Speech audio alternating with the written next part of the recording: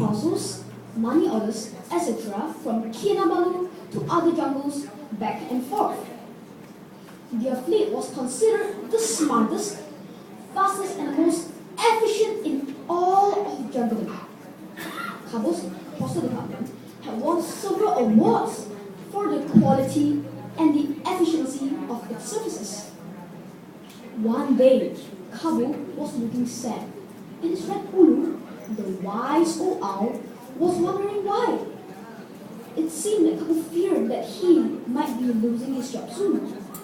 Ulu did not understand why Kabu felt that way, when he was doing his job so well and all the animals in the kingdom benefited from his services.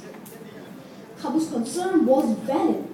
Savage the king had been experimenting with his new computer, spending hours surfing and talking to his friends from other kingdoms using his computer.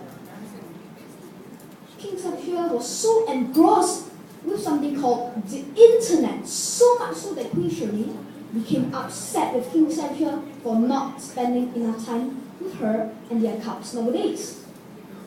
Kabu saw how King Sabshir could send letters, pictures and music through the email instantly to his friend from other kingdoms thousands of miles away. There was no need for Kabu's Gentian pigeons to fly to send these mails anymore. This was the first time Ulu the owl was hearing the word email. Ulu asked Kabu if there was a she-mail since he mentioned a he-mail. Kabu laughed uncontrollably, seeing how his friend, the supposedly wise owl, misunderstood what he said. No, Ulu said Kabu. It is email. E-M-A-I-L, not he-mail. They both ended laughing at their own ignorance. As Kabu still seemed worried, Ulu advised him to speak to the king directly to address all his concerns. When they met Savage King, he seemed to be so engrossed with the internet. Savage was busily moving something with his right paw back and forth. Both Ulu and Kabu were so curious they had to ask the king what he was pawing. "This is a mouse, don't you know?" said the king rather impatiently.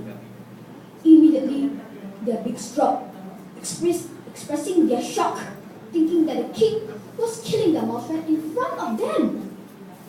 After taking a closer look, both pigeon and owl realized that this mouse was different from any other mouse. It looked very plastic, didn't make a sound even when pressed by such a strong paw. Realizing the unusual silence from birds, Savage explained what had taken place in the Kinabalu kingdom recently. Firstly, he showed them that he was pressing a computer mouse, not the real mouse. Much to Kabu and Ulu's relief. Later, the king explained that he had done many wonderful things with the computer and internet. King Sabshir realized the more he shared on the marvels of the computer and internet technology, the sadder Kabu became. King Sabshir paused for a while and looked into Kabu's eyes. "Look, Kabu, everything in this world is changing. I cannot fight this change even though I am the king. We are what we are today because our ancestors were willing to adapt and change with times, and so must we." Now, encouraged by the king's words, Kabu cast aside all his fears of the unknown and decided to embrace the future boldly. My dear teachers and fellow friends, do you not happen to Kabu and his fleet of temple pigeons? Kabu made his postal services online with lots of extra features like online shopping, online bill payment, and internet banking.